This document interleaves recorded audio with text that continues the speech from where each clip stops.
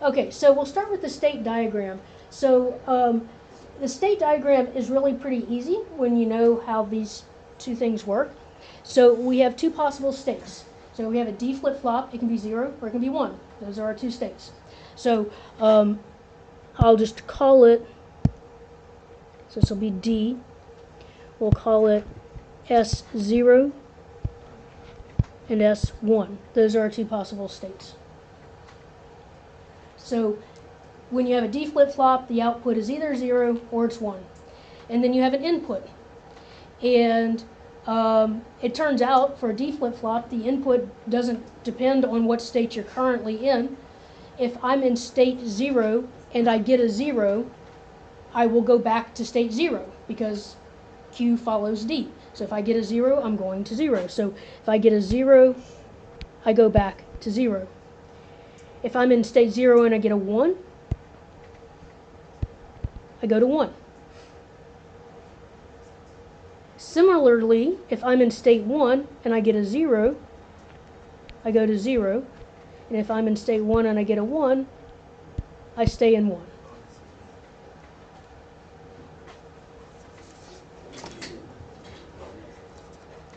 Okay, so that's the state diagram. Now, the state table, the way we're going to do the state table is you put your present state and then your next state and your inputs. So the state table will have our present state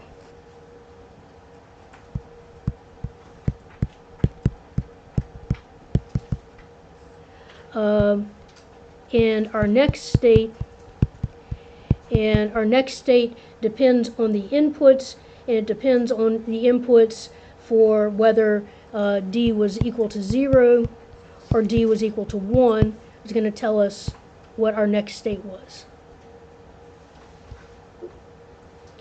And so our present state, this is Q. And so if Q is 0 and D is equal to 0, then our next state is 0. And if D is equal to 1, our next state is 1. If our present state is 1 and D is equal to 0, then our next state is 0. If our present state is 1 and D is 1, then our next state is 1. So that's our state table. So for D, it's really that easy. Okay, so now let's do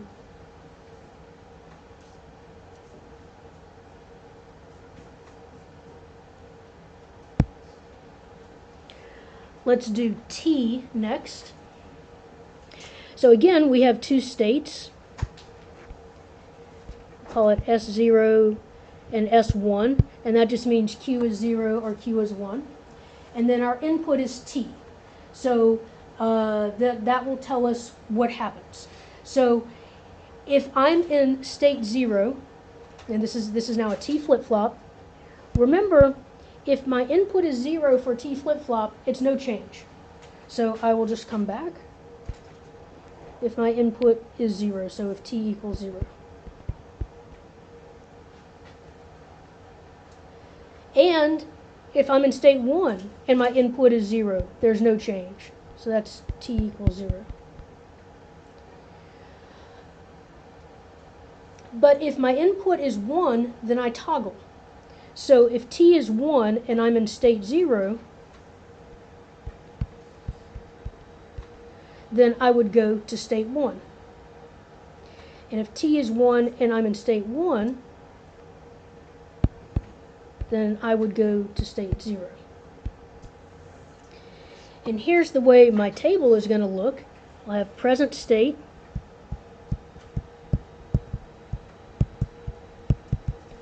and next state, and I'll have a different next state depending on if T equals 0 or T equals 1.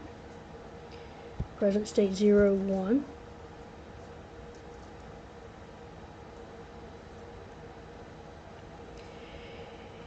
And if T is 0, my next state is the same as the present state.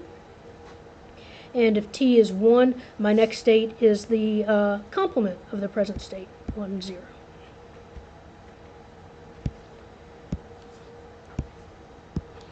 So that's my state table.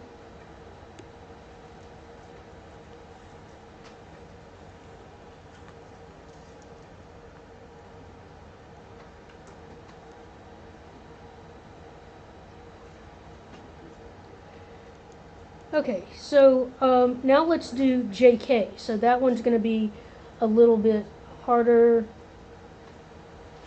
Are y'all ready for me to go on? So JK.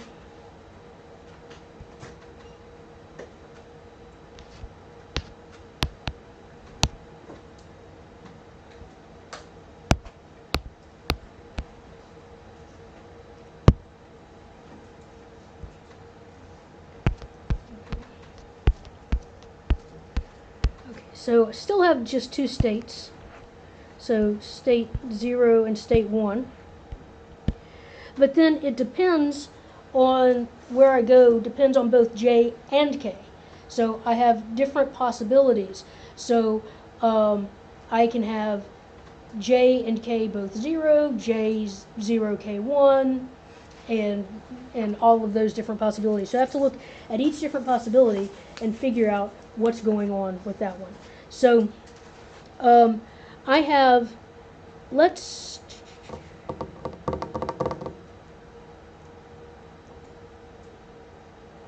so let's think about if I'm in state 0.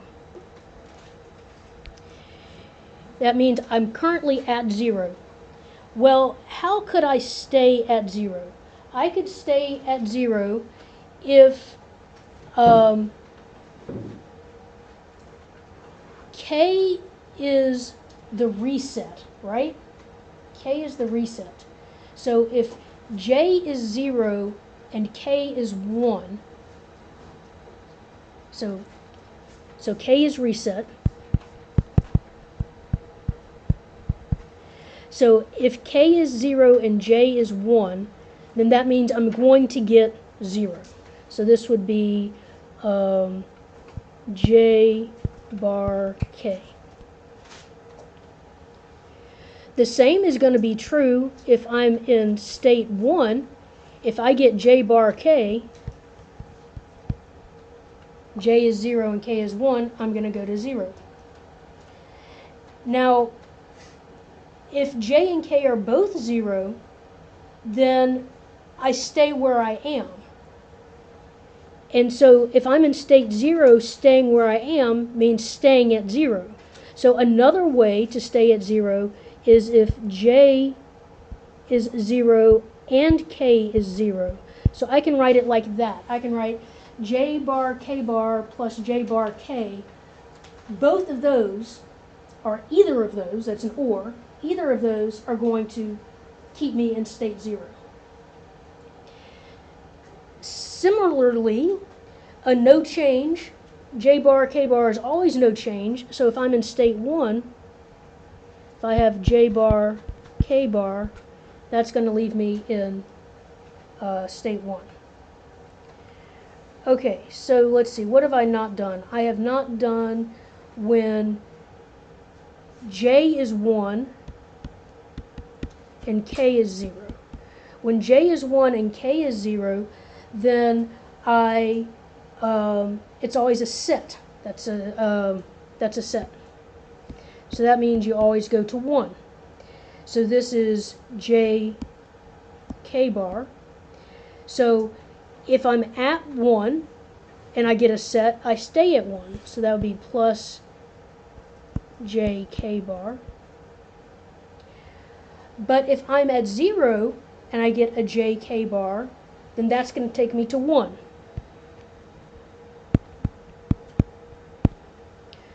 Okay, and the last possibility that we haven't looked at is if J and K are both 1.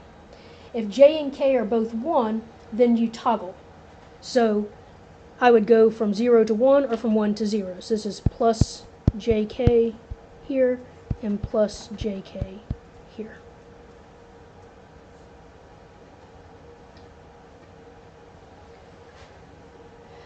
But now if we look at this state diagram, we can clean it up a little bit because we have some redundant terms here. if I have J bar, K bar, or J bar, K, that's the same. Can anyone tell me what that's the same as? K. That's just K. No, J bar. J bar. Which one is it? J bar, K bar plus J bar, K. I can factor out a J bar, and then I'm left with K bar or K. Yeah, that's J bar. Okay. How about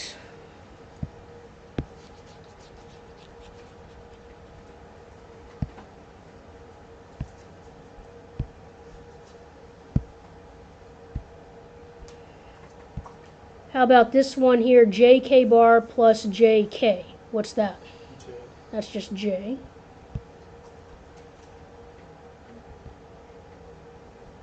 And this one, J bar K plus JK.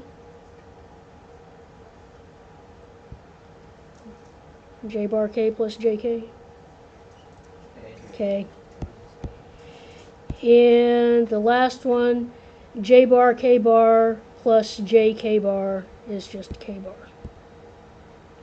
Okay, so that's our state diagram, and then to do our state table is a little more complicated because we have more variables. So we have to do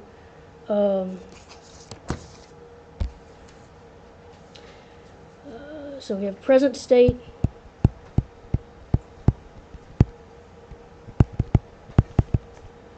and next state. So the present state is Q, next state is Q star, and we have four possibilities. We have JK equals 0, 0. We have JK equals 0, 1. We have JK equals 1, 0. And JK equals 1, 1. But our present state still just has two possibilities, 0 and 1. So if JK is 0, 0, there's no change. So this is 0 and 1. If K is 1 and J is 0, that's a reset. So that's 0, 0. If J is 1 and K is 0, that's a set. So that's 1, 1. And if they're both 1, then it's a toggle. So that's 1 and 0.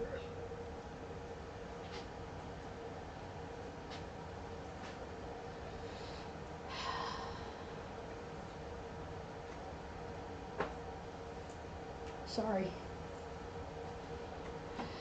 Okay. How many of you are in circuits?